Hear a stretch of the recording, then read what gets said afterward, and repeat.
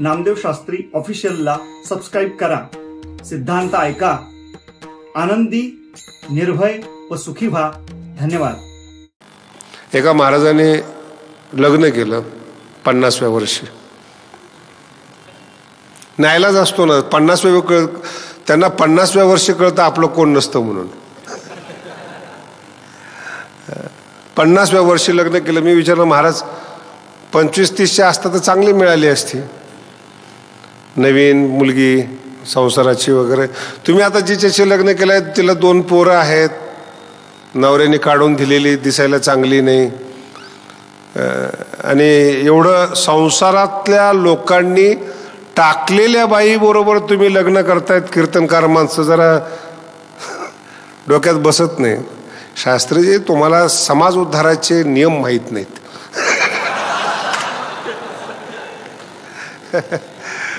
चांगल्या मुलीशी तर कुणी लग्न कर, मग आपण कीर्तनकार कशासाठी?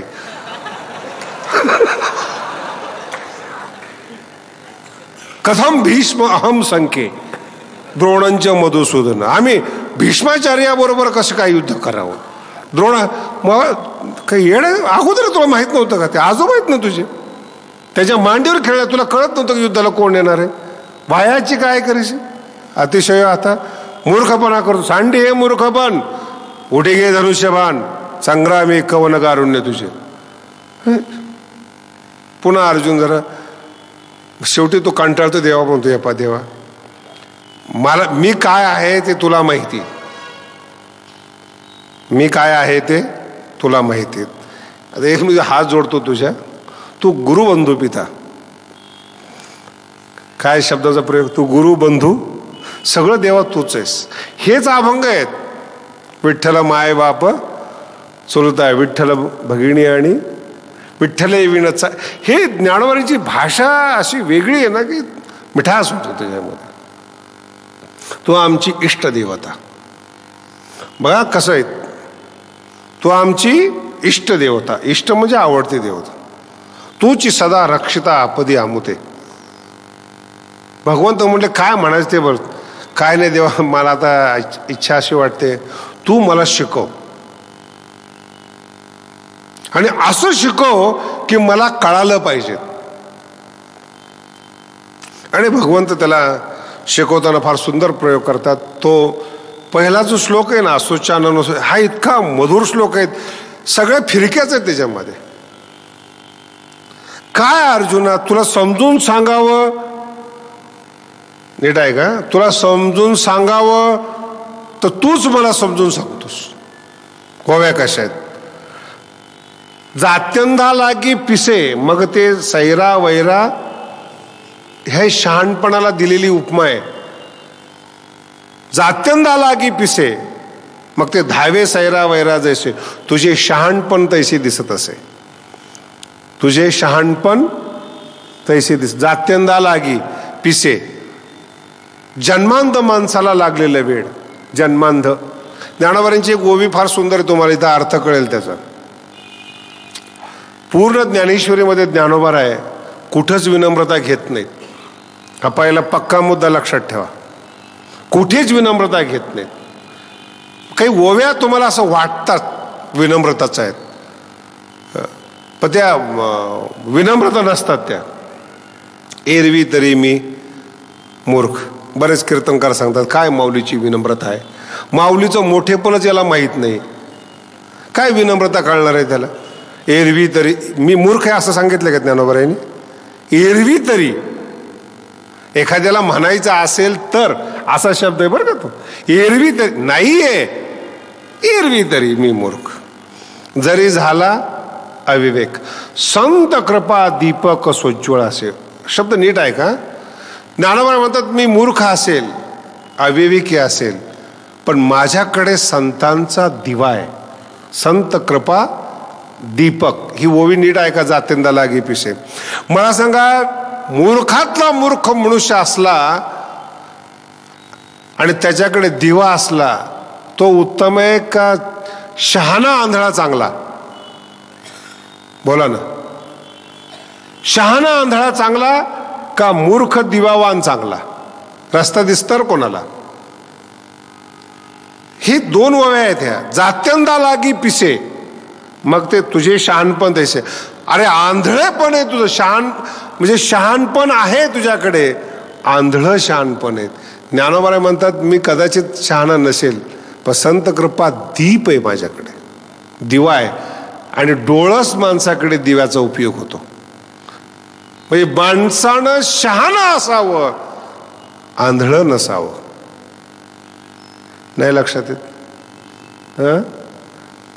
शहाणा असावं माणसाने, आंधळं नसावं. आंधळ शब्दाचा अर्थ पुढं काहीतरी होणार आहे ते दिसलं पाहिजेत, नाहीतर तुरुंगात जायची पाळी येते. आपलंच आयुष्य उद्या कोणतं आपण पाऊल टाकतो हे जर आपल्याला कळत नसेल, अपकीर्तीशिवाय पर्याय नाही जीवनामध्ये. याला आंधळेपण म्हणतात. अर्जुना तू शहाणा आहेस पण आंधळा आहेस. आणि हे मानवी जीवनातली सगळ्यात मोठी सुंदरता आहे. आपण शहाणे आहोत का अज्ञानाने आंधळे आहोत हे पहिलं निश्चय केला पाहिजे. जर आंधळे आहोत, आंधळ्या दृष्टी देतो त्याचे नाव मी उच्चारे.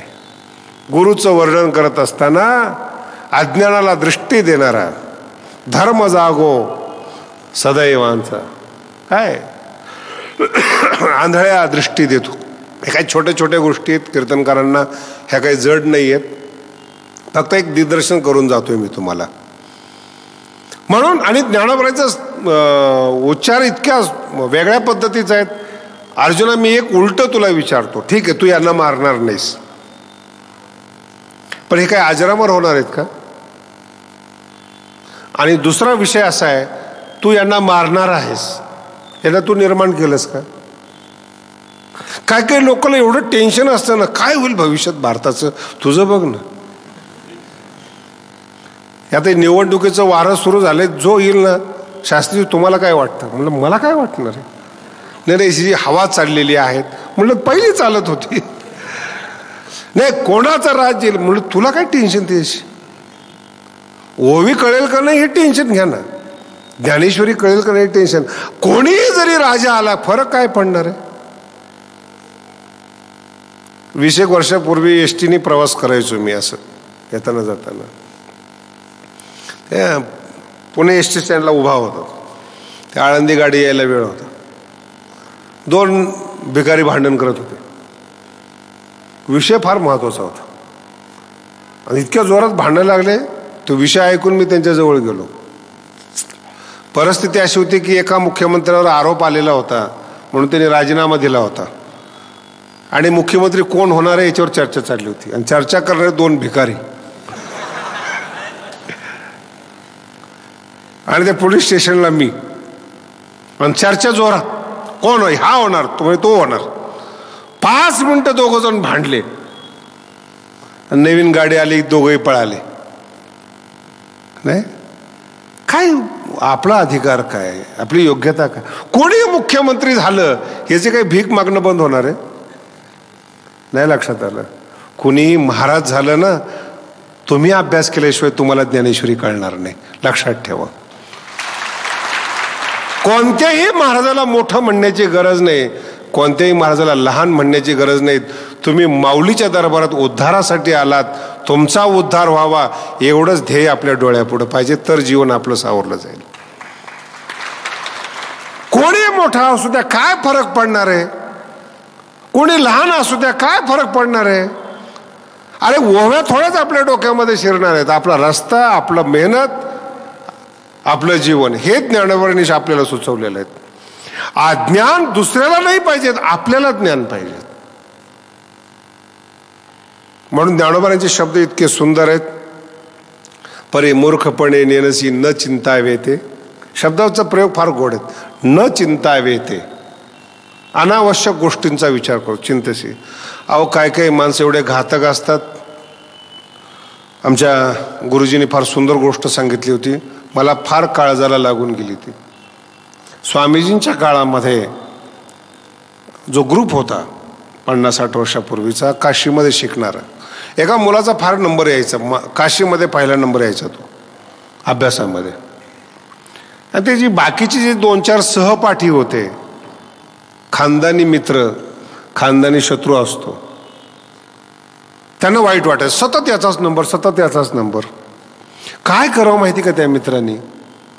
त्यामुळे याचा अभ्यास कसा कमी करावा, त्यामुळे डोकंच भगवंतांनी भारी दिलेलं आहे. काय कमी करणार आपण अभ्यास? सोपा उपाय. त्यांच्यातलं एक तिरका बुद्धीच्या माणसाने गेलेच वर्गणी केली, त्यांनी सुंदर पुस्तकं आणली, महाभारत, रामायण, भागवत. विद्यार्थी अवस्थेत गरिबी असते आणि सगळे पुस्तक आणले, सगळ्यांनी त्याचा सत्कार ठेवला, जो पहिला येणारा मुलगा आहे. आणि आम्हाला अभिमान आहे, गेल्या 5 वर्षापासून आपला पहिला नंबर विद्यापीठामध्ये येतोय, आपली प्रगती अशीच चालू राहावी. तर सत्कार केला आणि हे पुस्तक सप्रेम भेट दिले, चांगले चांगले पुस्तकं. अहो महाराज, तो पोरगा नापास झाला पुढच्या वर्षी. पुस्तकं चांगले आहेत, चांगलेच माणसं रस्ता भटकायला लावतात, हे डोक्यात बसू द्या एकदा. दारुडे माणसं रस्ता भटकायला लावत, मित्र रस्ता भटकायला लावतात. चांगले चांगले पुस्तकं वर्गणी काढून सप्रेम भेट दिले, अभ्यासाचे पुस्तकं वाचायचे बाजूला राहिले आणि कथा कवितेमध्ये तो माणूस रमला. परीक्षा आली, रिझल्ट जेव्हा आला तेव्हा तो नापास झालेला होता. मित्रांनी केलेला घात आहे. हे जीवन कळलं पाहिजे आपल्याला, यातलं अंतर कळलं पाहिजे. आपल्या जीवनाला साधक काय आणि बाधक काय हे आपल्या जीवनात कळलं पाहिजे. आणि याचं उत्तर एका शब्दामध्ये दुसऱ्या अध्यायामध्ये दिलेले आहेत. अर्जुना, ते पुण्यवशे अल्पची हृदय बुद्धी प्रकाशे अशेषही नासे संसार भय. ही अक्कल, ही सद्बुद्धी, काय ज्ञानोबांचे शब्द आहेत, अल्पची, छोट्या प्रमाणामध्ये हृदय बुद्धी प्रकाश. बुद्धी जर आली ना, अशेषही नासे संसार भय, त्याच्यावरच्या ओव्या आहेत ह्या. अर्जुना, सद्बुद्धी हे थेकुटी म्हणू नये, जैसी दीपकळिका धाकुटी बहुतेजा ते प्रगटी. म्हणून एक लक्षात ठेवा, कोण शत्रू आहेत, कोण मित्र आहेत, कोण जवळचं आहेत, कोण लांबचं आहेत. आपलं जीवन उन्नत करावं याच्याकरता मुख्य रूपाने ज्ञानेश्वरी आहे. उद्या बरोबर 6:30 वाजता ज्ञानेश्वरी सुरू होईल आणि प्रत्येक अध्यायातला जो काही विशेष भाग आहे तो आपण जलद गतीनं चिंतन करण्याचं पाहू. ते सिद्धांत आपल्याला कळतील. आपण रसिकतेने ऐकत आहात. पुन्हा एकदा सगळ्यांचे आभार मानतो. यानंतर ज्ञानोबांची आरती होईल आणि मग कार्यक्रम समाप्त होईल. आरती ज्ञान राजा महाकैवल्य तेजा सेवेती साधु संत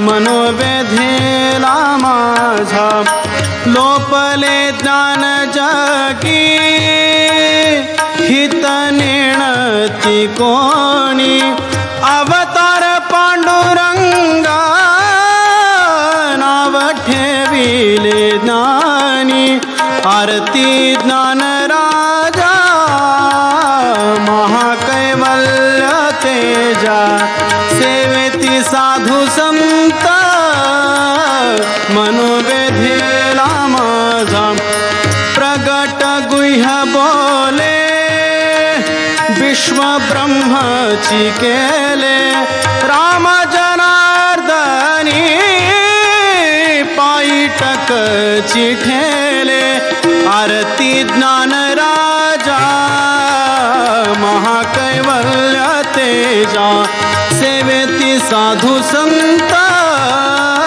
मनोवेधेला माझा तुकारामा स्वामी सद्गुरु धामा सच्चिदानंद मूर्ती पाय दाखवी आम्हा राघवे सागरात पाषाण तारिले तैसे तुकोबाचे अभंग रक्षिले आरती तुकारामा स्वामी सद्गुरु धामा सच्चिदानंद मूर्ती पाय दाखवी आम्हा तुकिता तुलनेसी ब्रह्म तुकासी आले म्हणून रामेश्वरे चरणी मस्तक ठेविले आरती तुकारामा स्वामी सद्गुरु धामा सच्चिदानंद मूर्ती पाय दाखवी आम्हा खाली लोटांगण वंदेन चरण डोळ्याने पाहेन रूप तुझे रेले आमले आनंदे पूजन भाव पुंडली कवरदा हरि विठ्ठल श्री ज्ञानदेव राम पंढरीनाथ भगवान की जय माऊली ज्ञानेश्वर महाराज की जय पुंडलिक वरदे हरिविठ्ठल श्री ज्ञानदेव ज्ञानेश्वर महाराज की जय. कालचा पहिला दिवस होता आणि या पहिल्या दिवसामध्ये भगवान श्री ज्ञानोबरायांची पार्श्वभूमी आणि वारकऱ्यासहित महाराष्ट्राने त्यांच्यावर केलेला संन्यासी पुत्रांचा आरोप तो कसा चुकीचा आहे तो आपण काल पाहिला. एक दोन महाराजांचा फोन आला मला, बिचारे समोर तर काही आले नाहीत. म्हणे महाराज ज्ञानोबरायांचे वडील जे होते ते संन्यासी जर नव्हते तर नामदेव महाराजांच्या गाथ्यामध्ये असे काही प्रमाण आहेत जिथे संन्यास घेतला म्हणून उल्लेख आहेत. आणि तुम्ही सगळे महाराज मंडळी आहात, हे उत्तर कायमस्वरूपी लक्षात ठेवा. नामदेव महाराजांच्या गाथ्यात आलं म्हणजे नामदेव महाराजांचं आहेत असं कधी समजायचं कारण नाही आहे. नामदेव महाराजांच्या गाथ्यात आहेत, छापणारी माणसं असतात. इंग्रज भारतामध्ये 200-250 वर्षापूर्वी आले होते आणि अभंगत जन्माला आलेत. माझ्या दुधाला डिग्री लावायची नाही. आता ही डिग्री म्हणजे काही एकनाथ महाराजांनी लिहिलेलं आहे काय? आणि शेवटी करतात एका जनार्दनी. नामदेव महाराजांच्या गाथ्यामध्ये बरेच दोष आहेत. नामदेव महाराजांच्या 500 वर्षानंतर जन्माला आलेली मीराबाई, तिचं चरित्रसुद्धा नामदेव महाराजांच्या गाथ्यामध्ये आहे आणि ते नामा म्हणे म्हणून दिलेलं आहे. आता नामदेव महाराजांच्या 500 वर्ष जन्माला आलेली मीराबाईचं चरित्र नामदेव महाराजांनी लिहिलं म्हणजे नामदेव महाराजांनीच लिहिलं असं आपण मानायचं असतं का? आणि नंतरच्या काही लोकांनी स्वतःचं कवित्व तयार करून माऊलीच्या, तुकोबारायांच्या आणि नामदेव महाराजांच्या नावाखाली ते खपवलेलं आहे. याचा उल्लेख स्वतः तुकोबारायांनी केलेला आहे. विकाल तेथे विका माती नाव ठेवून. कधी तुकोबारायचे अभंग आपल्या नावाने खपवलेत, कधी त्यांच्या कृतीला तुकोबारायचं नाव दिलेलं आहे. असे अनेक प्रसंग आहे. तो आपला वादाचा विषय नाही. पण एक लक्षात ठेवा, गाथ्यात आहे म्हणजे तुकोबारायचंच आहे. त्याला आपल्या भाषेमध्ये फार छोटा शब्द आहे, क्षेपक अभंग म्हणतो आपण त्याला. क्षेपक म्हणजे परिक्षिप्त केलेले, वरून टाकलेले अभंग. म्हणून माऊलीच्या कुलवंताच्या बाबतीमध्ये संशय घेण्या इतपत आपण मोठे नाही आहेत. 8 पिढ्या ज्यांच्या परंपरेने शुद्ध गेलेल्या आहेत ज्ञानोबारांच्या, मी काल सांगितलं तुम्हाला, हरिहर पंथापासून ज्यांचं चरित्र हे दिव्य आहेत, 8 पिढ्या ज्ञानोबारांच्या अगोदरच्या, त्या कुळातला माणूस चुकीचा वागेल अशी कल्पना करू नका. आणि केवळ ज्ञानोबारांचं चरित्र खराब करण्यासाठी प्रमाण एकत्रित करू पण नका. काही लोकांना अशी खोड लागलेली असते, वाईटासाठी डोकं लावतील आणि फार मोठं टेन्शन येतं. सकाळी त्या माणसाला फार मोठं टेन्शन होतं, महाराज आता हे कसं करायचं आम्ही. म्हटलं का टेन्शन आहे तुझं? हे नामदेव महाराजांच्या प्रमाणाचं काय करायचं? म्हटलं माऊली येऊन, नामदेव महाराज येऊन काही बोलले का तुला? आणि कायमस्वरूपी लक्षात ठेवा, विवादात टाकणारा माणूस हा राजकारणी असतो. ज्ञानेश्वरीचा अभ्यास कमी व्हावा याच्याकरता हे विवाद निर्माण झालेले आहेत. तुकोबारांचं आडनाव काय? मोरे का आंबिले? आणि वारकरी संप्रदायातल्या एका माणसाने पुस्तक लिहिलेलं आहे, ज्ञानदेव वेगळे आणि ज्ञानेश्वर वेगळे पुस्तक आहे. कारण की माऊलीने कुठे उल्लेख केलेला नाही विठ्ठलाचा. ते योगी ज्ञानेश्वर महाराज वेगळे आणि अभंग लिहिणारे ज्ञानदेव वेगळे. म्हणून हे जे वाद आहेत ना, हे कुठेतरी त्यांचं नाव प्रसिद्ध व्हावं. मोठ्या माणसाच्या नावाला जर काही शिंतोडा उडवला तर त्याचंही नाव प्रसिद्ध होतं. अशा छोट्या छोट्या गोष्टी या समाजामध्ये, समाज रचनेमध्ये नाईलाजानं असतातच. नामदेव शास्त्री ऑफिशियलला सबस्क्राईब करा. सिद्धांत ऐका, आनंदी, निर्भय व सुखी व्हा. धन्यवाद.